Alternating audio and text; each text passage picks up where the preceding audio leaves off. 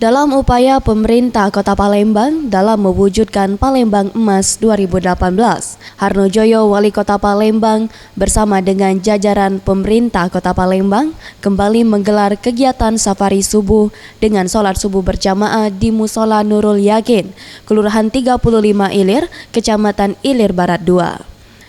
Harnojoyo dalam sambutannya merasa senang dengan kondisi masjid yang ramai dan diharapkan kondisi ini dapat terus berlanjut. Selain untuk membina dan meningkatkan ikatan silaturahmi antara pemerintah Palembang dengan masyarakat, safari subuh ini juga dimanfaatkan untuk memperkenalkan para pejabat di lingkungan Pemkot Palembang kepada masyarakat, agar nantinya masyarakat dapat dengan mudah dan tepat dalam menyampaikan aspirasi maupun permasalahan yang ada kepada Pemkot Palembang. Safari subuh ini di samping untuk terus kita membina, meningkatkan hubungan silaturahim di antara kita semua. Karena kita berharap ke depan ini tidak ada lagi masyarakat yang tidak kenal dengan Bapak Lurah, Bapak Camat, Ibu Lurah dengan Ibu Camat.